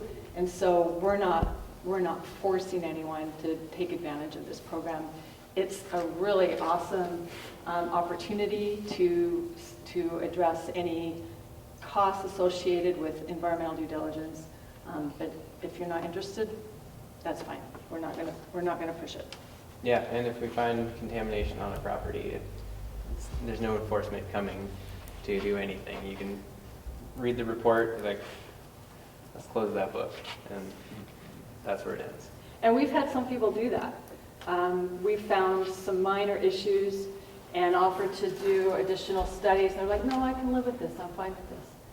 And that's their option. There's no enforcement. Okay, do you want to take it from here? Yeah. This next slide's busy, so. Yeah, this next one's the entire brownfield sequence, beyond even what Cindy manages at the county, because she's managing just an assessment grant. So for this, we determine exactly what's there. We can plan for what the cleanup's going to be, but that's it. The actual cleanup portion, the funding needs to come from somewhere else. It's just to get it ready for cleanup. And there are options out there that you can pursue grants and other things for cleanup, but currently Cindy has assessment, which is oftentimes the majority of the work, is finding out the full extent of what's there, what it's going to cost, and all that. But I'll just run through these. Each one of these will have separate slides for them, so this is a zoomed out view of it. But phase 1 is a hands-off look. Phase 2 is actual sampling. Cleanup and reuse planning is where we look at different options for the site and costs for what those options would be. And then the cleanup is kind of outside of this. Some potential for what the site can be reused for can be part of this too, but that's fairly limited. Yeah, so we can move on. And while I'm talking about this, just if you can, think of any of these sites, because that's a really big part of why we're here. We're always searching for more sites. And so any of these that you can imagine of either your property, somebody else's property, or just a building that you don't know quite yet who owns it, but it's sitting there and it's just looking terrible, or becoming a hazard, definitely talk to us about these. So the phase 1 is the first step, and it's often a property transaction. And sometimes it's a developer looking for backing from a bank, and the bank's not gonna, they're pretty much always gonna need environmental due diligence. And so they need to be assured that there's not contaminated soil, contaminated groundwater, just some big liability that they're gonna take on. And so this one, you come to the site, you do a walk around, you look for obvious signs of anything that went into the ground and could still be there. Tanks that are still there, underground storage tanks, were everywhere, and still many, we're still finding them. And then buildings.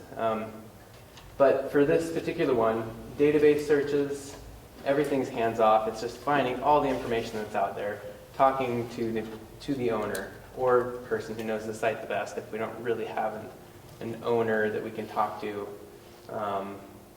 And then, yeah, lots of searches online for what information is out there and what, gas stations used to be there 50 years ago next door. So that's the phase one. It's all that work. A report comes out, and it sometimes guides where the next phases are going to go, or if the next phases are even necessary. Sometimes we find nothing. But it removes liability. Yep. That's kind of the goal.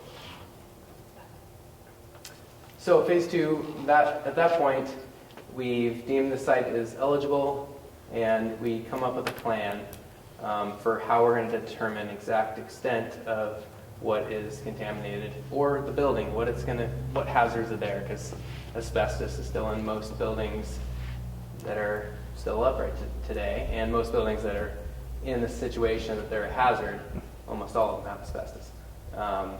And so that's a big part of what I do specifically at Newfields is mostly the buildings, mostly the lovely asbestos and lead-based paint and methamphetamines, and we go through and we sample everything we can, everything that we see, document it, come up with sort of a recommendation list for how it's going to be abated, how much it's going to cost to abate it, and that goes into the phase two report.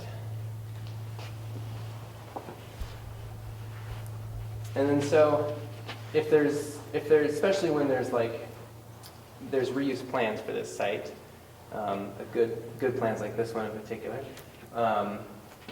then we can go into looking at different alternatives for the site, especially if there is all these ideas about what might happen to the site. Is it going to be a demolition? Is it going to be renovation? Is it going to be partial renovation, leave other areas alone? Either way, it depends on the funding source, how much redevelopment funding there is. Sometimes you can't afford to renovate the entire building, but just a portion of it. So we can look at all those different things when it comes to this reuse plan or the cleanup planning. And then sometimes it can go into a bid specifications that we can give to a general contractor, and then they can put that out to bid on the streets for an abatement contractor to come in and take care of it when the cleanup begins. So this particular site is Clinton Community Center. I was just down there today. This one, Cindy's been working on this project for a long time before I became involved in any of this. It had a phase one assessment, it had a phase two assessment. It's had supplemental assessments now because more contamination was found in the soil because lead-based paint was flaking onto the ground, leaching down into the soil and the ground, potentially the groundwater. We are in the process of figuring that out. But Cindy has also done a lot of community engagement to determine what we want to do with the site, like what the county wants to do with the site. It's currently county owned, and the park is a ball field there, but the ball field hasn't been used in a long time, and there's really not, it didn't seem to be a community who wants to use it, right? Isn't that kind of what you found? Well, so we did some community engagement, and how we got this is one of the renderings that was produced through the process of going through reuse planning, and this was all paid for by the EPA. We did this in between grants, and so I didn't have enough funding, and so the EPA has another program if we don't have grant funding that's called Targeted Brownfield Assessment, and it's the same thing, but they contract with their own environmental professionals, and then we got to work with planners.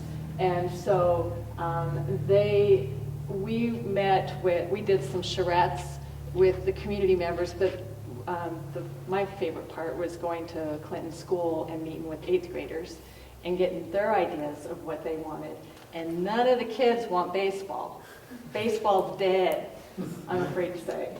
The adults did want baseball. It breaks my heart. I played softball, fast pitch softball all the way through my senior year of high school. So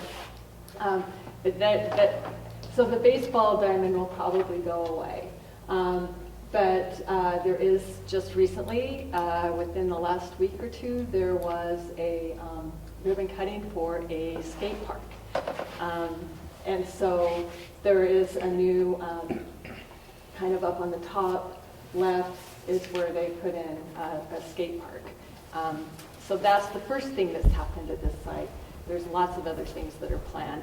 Community garden potentially, pickleball potentially, pavilions, maybe even a little amphitheater. So for the park piece, there's a lot of potential. And it is owned by Missoula County, so it's part of the county's park inventory. And then the building is in really bad shape. And it has a lot of emotional attachment. A lot of the community members are very attached to that building. And so we're going to try to work with the community members as best we can to figure out what to do with the building. But there were pipes froze and burst, and there's some really serious mold infestation. And then, of course, there's lead and asbestos. So we'll go through another public process. It's called an APCA, an analysis of brownfields cleanup alternatives. And we'll have, like Michael was saying, a bunch of different alternatives, like do nothing to completely demolishing everything and having a clean slate, and the costs associated with each one of those alternatives. And we'll get the community's feedback on that. That's probably a lot of information. You guys probably... But that just gives you an example of what we can do with this program. And this is kind of an example of some of the outcomes. So these are two ribbon cutting events. The bottom one is the Rail Link Park in Missoula. That's a fairly large brownfield site that's by the mall. And then we just got done assessing the old federal building, and it was dedicated last week, 2 weeks ago, and was named the John Agan Local Government Building. And the old federal building is where the post office is, downtown Missoula. Missoula County owns that now. The city and the county formed a special district. The special district owns that building. And Michael spent some time in it. It's a beautiful building. And there's tons of lead-based paint and asbestos in it. It's a really cool building though. So this is just kind of an example of the outcomes that we can achieve with brownfields assessments. And of course, the city has revolving loan fund cleanup money. So if the site is within the city, we can use the RLF, and we will use the RLF funding to clean up the federal buildings. So that will be from the EPA, and it's a grant, it's not a loan. So that'll help reduce some of those costs associated with rehabbing that building. In terms of cleanup, the only time that we really can tap into with Clinton, for example, because that's county owned, we are going to utilize DEQ also has brownfields funding, and they have cleanup funding, and we're going to be able to utilize their funding to help with the cleanup at Clinton. So if it's a publicly owned facility, we can get grants for cleanup typically. Privately owned, it's usually a loan. Anything else we want to say about this? That railing park there, that one was heavily contaminated with lead because they used to paint rail cars there with lead-based paint. And it was just a big spray process and it spread throughout the soil, but now there's volleyball courts, dog park, and all sorts of other very popular neat things. Yeah, it's extremely popular. So just to reiterate, as we said earlier, participation is voluntary. On the assessments, the phase 1s, phase 2s, cleanup planning, reuse planning, it's no cost to property owners. The owner approves all the work, so it's a collaborative process. The owner gets the final reports. They get the product, the outcome, and the funds can be used to address community concerns. So this is why we come to the community councils, because we do hear from the community members What about this building over here? My kids play over there, I'm really concerned. Or what about the construction that's going on over there? I saw them dig a bunch of garbage out of the ground. What about that? By then, it's probably too late. We can't probably do much about that. But those are some examples of why we like to come to talk to you all. And we're looking for sites, and I have funding left, and we need to get it spent so we can apply for another grant. So I do have flyers and brochures, business cards I can leave with you guys if you're interested. And we can open it up to questions if there are any questions or comments or suggested sites, like what about this site or that site? I have a question. Yeah. Number one, first time I've heard of your program. It's excellent. I'm really pleased with what you're doing. Thank you. Sure. Are you in a position, or has there been an effort to work with our homeless communities?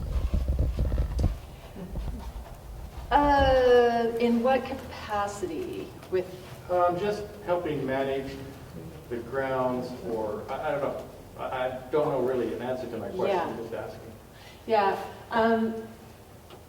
The Brownfields program is probably not it's not really designed for that type of cleanup.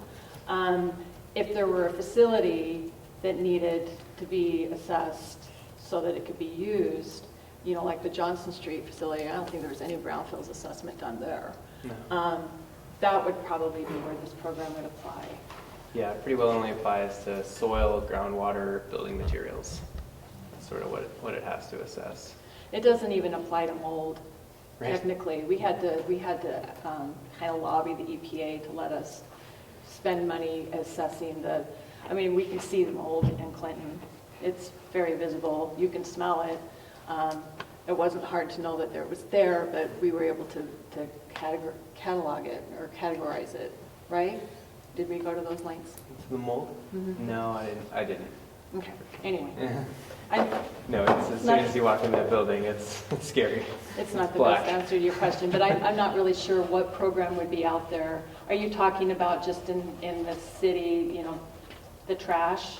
Yeah, just the Garbage that's concerns for left the grounds, around. the way the grounds are being overused, Mhm. sanitary conditions, just put that many people on one spot. Are there adequate facilities?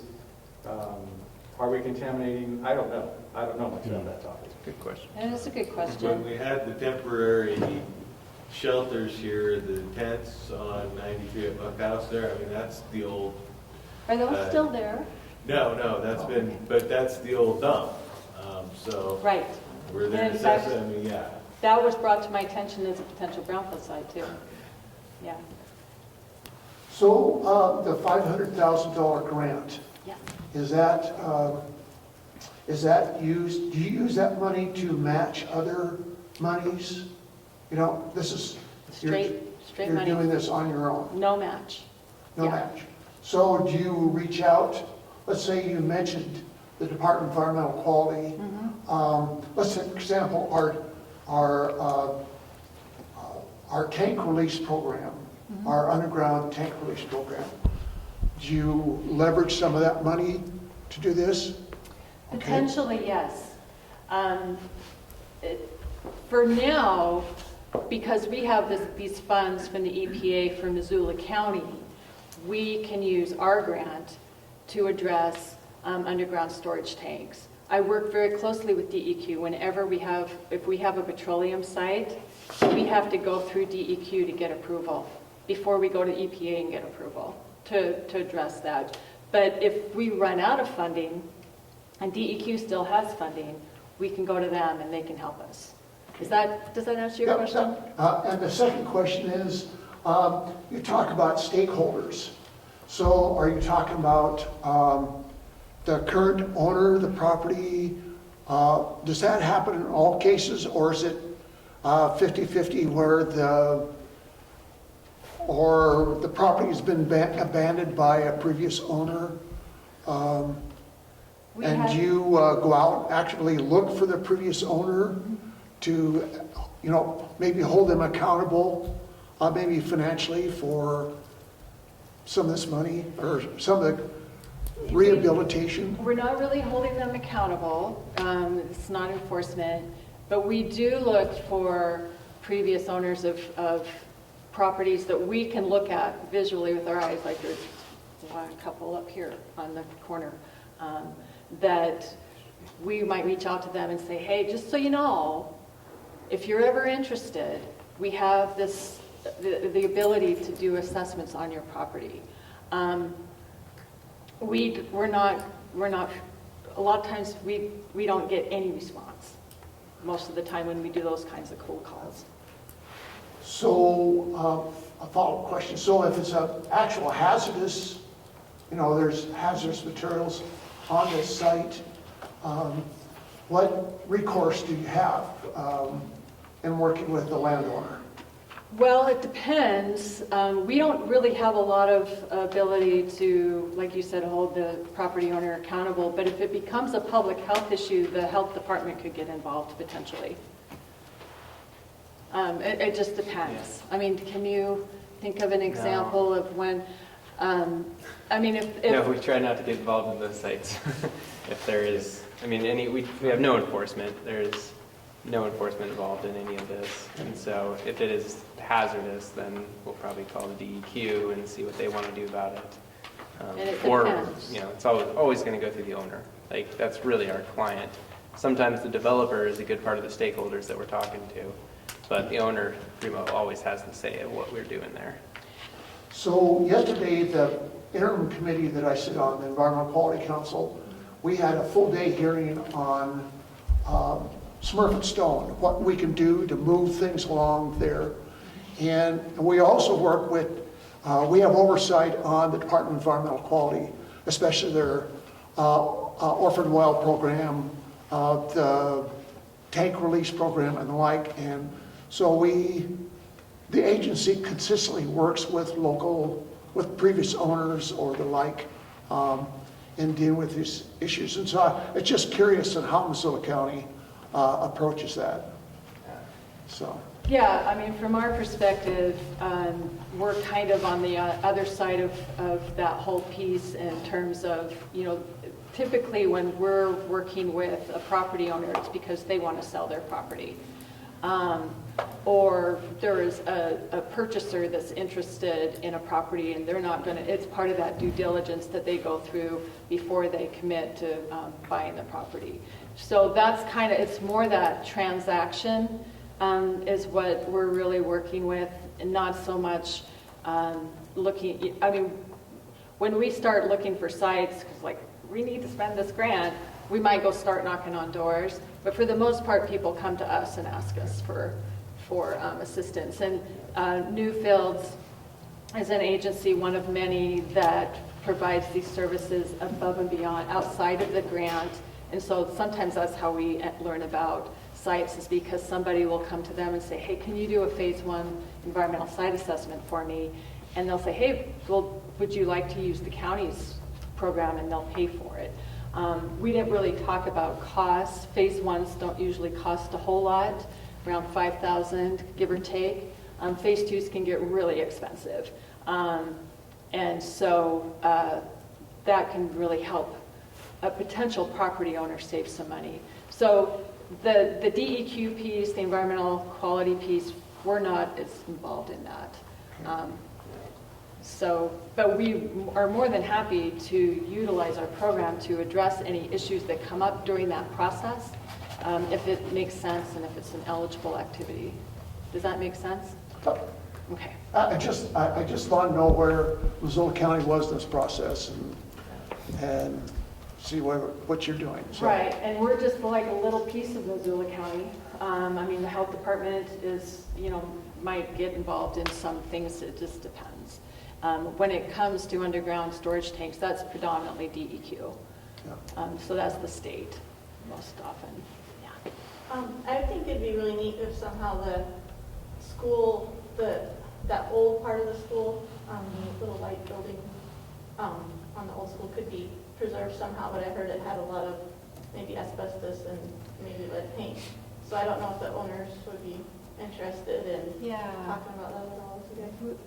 We talked to, I think it might have been one of the prospective buyers, not the one that actually bought it, and then we never heard again about So, yeah, we put it out there, but we didn't really Just get seems any like kind of an interest. historical thing that the community to be able to keep somehow.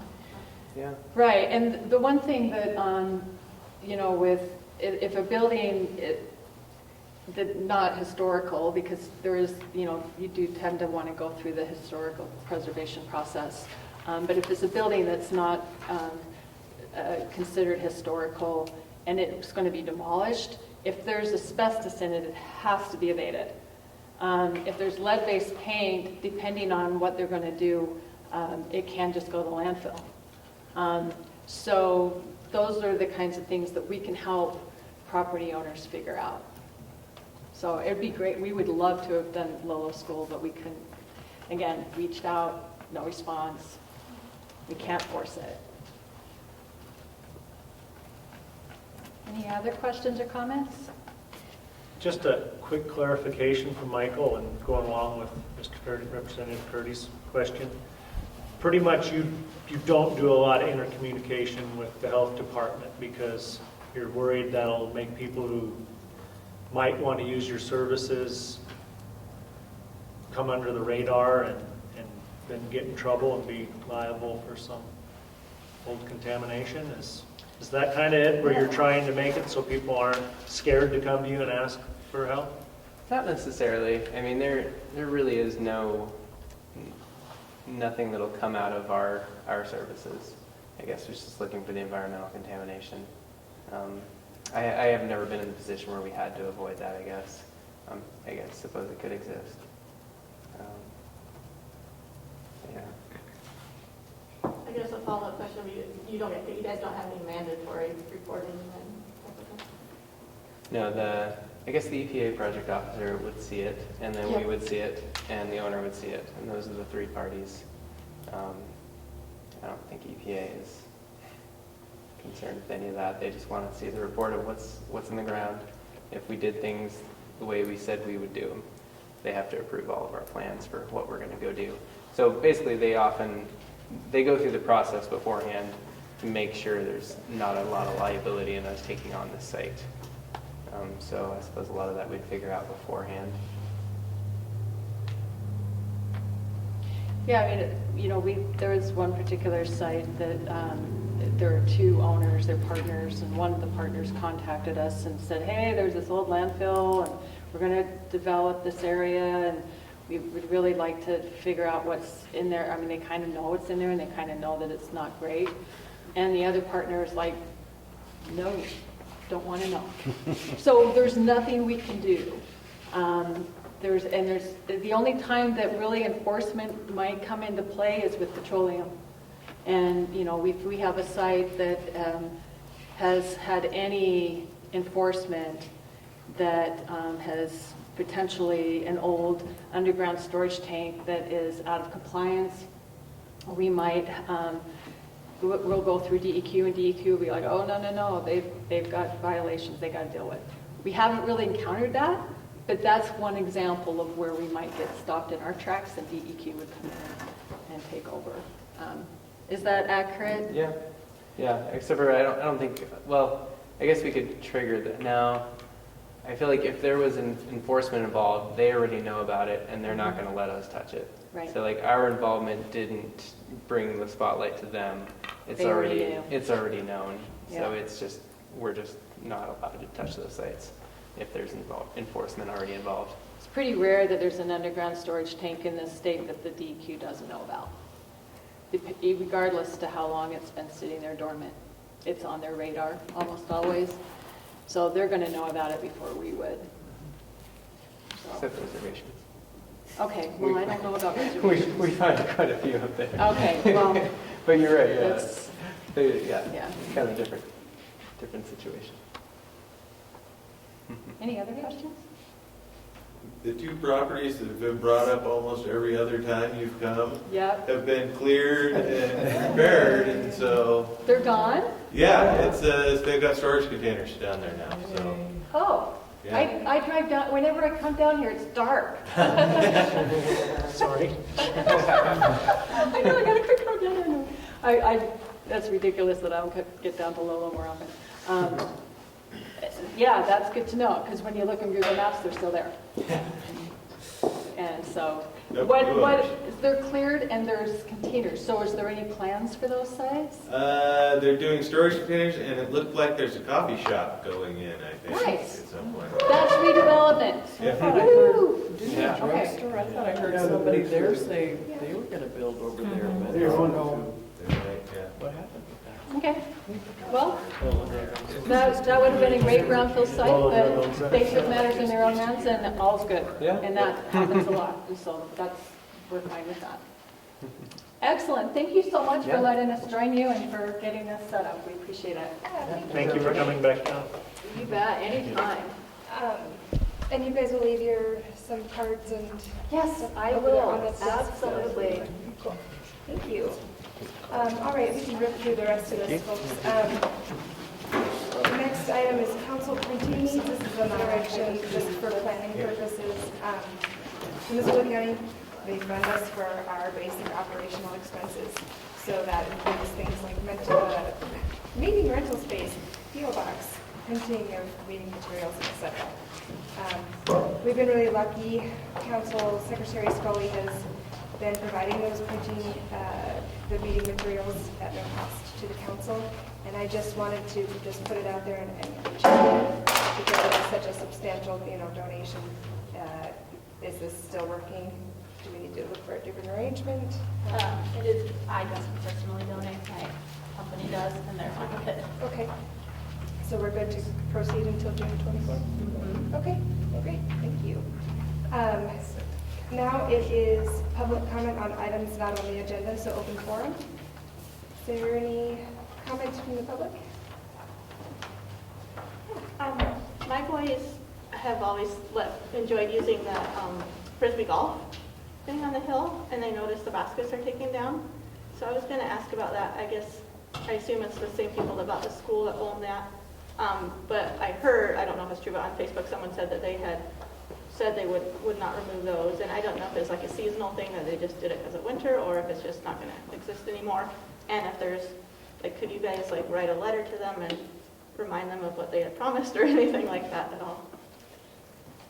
I don't know. Yeah, I don't know. I kind of wish Dale was here because I feel like he might have a better answer for you.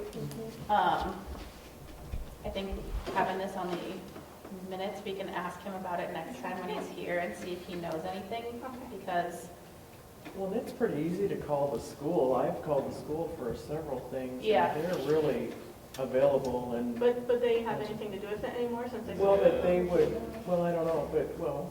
I have a hunch, but I could be wrong, but I think that maybe the school potentially owned the baskets, so they might have moved the property itself to the new school and maybe potentially putting up. I could be completely wrong. Okay. They did say that they would consider having a disc golf course at the new property. They would just probably have to supply their own supplies then. Who they, you mean? The developers. So, if it ends up being residential, commercial, whatever it ends up being, they would have to get funding to put up new baskets if those baskets were in fact school property, which is my hunch, but I don't know. Okay. Yeah, because it's just kind of nice to have something really local to do that you can just ride your bike to or walk to and not have to drive off out of town. Probably some liability too, I would imagine, from the owners.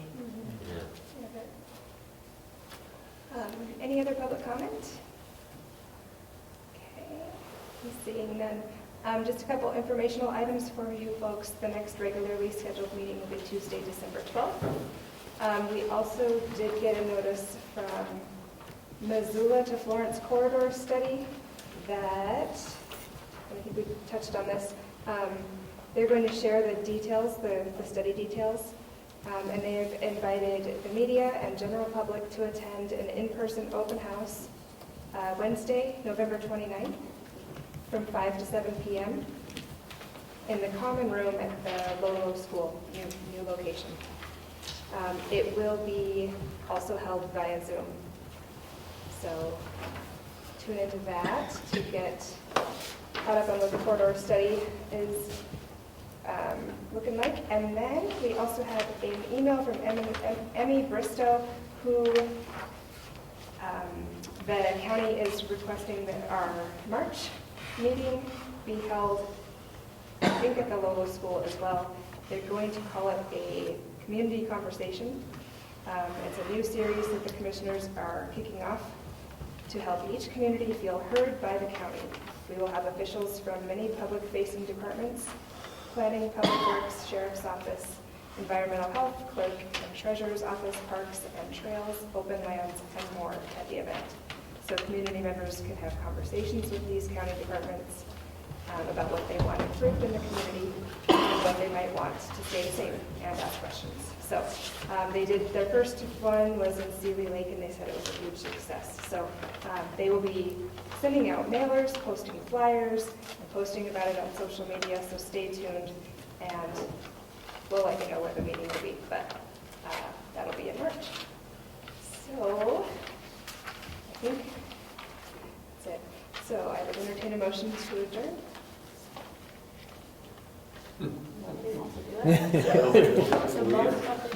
It's too much fun. Oh, I'm sorry. Can I ask you something? Is there anything that can be done about the use of Jake breaks in this community? So we don't have to listen to that back in the day? I would love, I'm right next to I would love it if they would stop. So you know what I'm talking about then? Yeah, but the MDT, I forget who it was, but basically somebody sued the MDT and there's no Jake break signs. Really? Yeah, I talked to some MDT enforcement guys up here at the truck stop, and they informed me that they said, well, it is illegal to be using them. Yeah. But they said it's beyond us to enforce it. They said you'll have to talk to your local law enforcement to have it enforced. But I just didn't know if this council could push that to the county commission. I had no idea where it went, but now that you informed me of that law. Well, I just know that's the signs are no longer legal for them to have up. And that's where I was going with this, is maybe to get some signs. When they took it down in front of our place, I was talking to the guys that were taking it down. Well, I know when right on Highway 12, as you come into Helena, there's a no Jeep brakes sign right there on the highway. So. I was going to say, I believe it's either a state or a county, I'll have to look it up to verify, but there is either a state or a county noise ordinance that applies to this, and it's a certain decibel level within a certain distance, you know, of the road. Right. And that would apply to Jake brakes. I can't recall which one the ordinance is, though. It's a noise ordinance. City, county doesn't have a noise ordinance. The state doesn't have an enforceable one, as far as I knew. So. All right. Is there a motion to adjourn? Yeah. Okay. And a second? Second. Great, thank you very much. All in favor of adjourning? Aye. 9:03. Yeah, there's no county. Yeah, around the county.